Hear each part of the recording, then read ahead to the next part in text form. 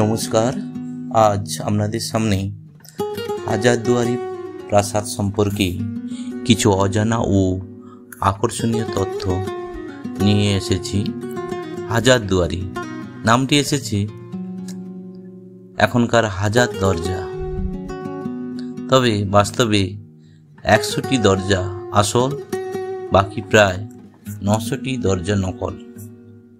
নবাব নাজিম হুমায়ুন যা তৈরি করেছিলেন 1829 সালে এবং এটি শেষ হয়েছিল 1837 সালে।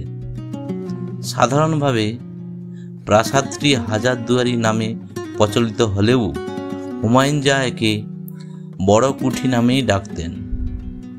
গোটা স্থাপত্যের রূপকার ছিলেন স্থপতি ডানকান ম্যাকলিওড। এই প্রাসাদের স্থাপত্যশৈল ইউরোপীয় ঘরানার। হাজারদুয়ারির ঠিক বিপরীতে রয়েছে নিজামত ইমামবাড়া।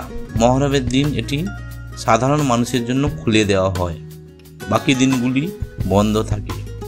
বাচ্চা ওয়ালি কামান, এই কামানটি কেবলমাত্র একবার চালানো হয়েছিল এবং চালানোর পর প্রায় 10 মাইল ব্যাসার্ধের মধ্যে একটি বিশাল শব্দ তৈরি হয়। এই শব্দ সৃষ্টির ফলে শহরের বেশিরভাগ গর্ভবতী মহিলারা এতটাই আতঙ্কিত হয়ে পড়ে তৎক্ষণাৎ তাদের সন্তান প্রসব করানোর মতো পরিস্থিতি তৈরি হয়। সেই থেকেই এই কামানের নাম হয় বাচ্চা ওয়ালি তোপ। ভাগীরথীর তীরে হাজারদুয়ারি আপনারা ঘুরে আসুন, ভালো লাগবে।